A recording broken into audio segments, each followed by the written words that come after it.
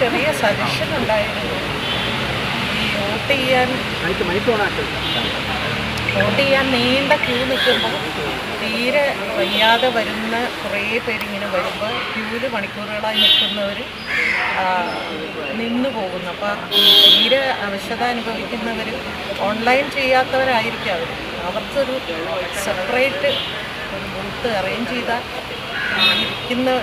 Wait ചെയ്ത് നിൽക്കുന്നവർക്ക് ഇത്രയും നേരം കഷ്ടപ്പെട്ടിട്ട് ഒരു 5 or 6 പേര് കണ്ടിന്യൂസ് ആയിട്ട് ഈ വാർദ്ധക്യ സഹജമായ അസുഖം അല്ലാതെ സർജറി ചെയ്തവരൊക്കെ വരുമ്പോൾ അതിങ്ങനെ അവിടെ പൊതുവെ ആളുകളെല്ലാവരും പറയുന്നുണ്ടായിരുന്നു.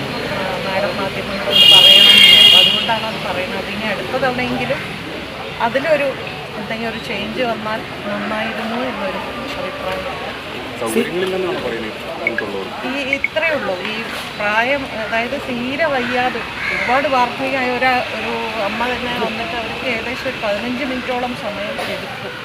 കാരണം അപ്പോൾ അവർക്ക് അങ്ങനെയുള്ളവർക്ക് മാത്രമായിട്ട് സെപ്പറേറ്റ് ഒരു ബൂത്ത് വയ്ക്കുകയാണെങ്കിൽ അവർക്ക് അങ്ങോട്ട് പോകുന്നുണ്ട്. അപ്പോൾ ഈ ക്യൂ മൂവ് ചെയ്തുകൊണ്ടേയിരിക്കും. കുറേ നേരം ക്യൂ ഇങ്ങനെ സ്റ്റക്കായി അവിടെ നിന്ന് പോകും. അപ്പോൾ അത് കുറച്ച് എല്ലാവർക്കും ബുദ്ധിമുട്ടുണ്ടാകുന്നുണ്ടെന്ന് അവിടെ പരക്കെ സ്ത്രീകൾ പറയുന്നുണ്ട്. അവിടെ ഹേമ കമ്മിറ്റി ഉൾപ്പെടെ ഒരുപാട് മാറ്റങ്ങൾ സിനിമാ മേഖലയിൽ കൊണ്ടുവന്നതിന് ശേഷമുള്ള ഒരു തെരഞ്ഞെടുപ്പാണ്. എങ്ങനെയാണ് ഈ ഒരു തെരഞ്ഞെടുപ്പിനെ കാണുന്നത്? പ്രാധാന്യം ഉണ്ടല്ലോ നിങ്ങളെ സംബന്ധിച്ചൊക്കെ. ഹേമ കമ്മിറ്റി ഇതുമായിട്ട് അങ്ങനെ എനിക്ക് തോന്നുന്നില്ല. അതെന്താണ് അത് സിനിമയ്ക്കുള്ളിൽ നടക്കുന്ന ഒരു വിഷയം. അത് സിനിമയ്ക്കുള്ളിലാണ് അത് മാറ്റം വരേണ്ടത്.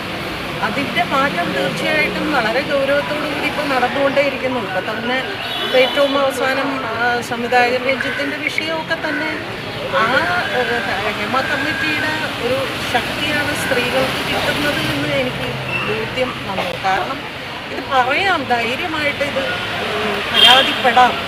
ഒരു പുതിയ കുട്ടിയാണ്, ആദ്യമായി അഭിനയിക്കാൻ വന്ന ഒരു കുട്ടിയാണ് ഇങ്ങനെ ഒരു വളരെ ശക്തമായി പ്രതികരിക്കുന്നതെങ്കിൽ അതിനർത്ഥം തീർച്ചയായിട്ടും അത്രയും ഒരു ധൈര്യം ആ കമ്മിറ്റി വഴി ആളുകൾക്ക് ഉണ്ടായിട്ടുണ്ട് എന്നാണ് എനിക്ക് ബോധ്യപ്പെട്ടിട്ടുള്ളത്.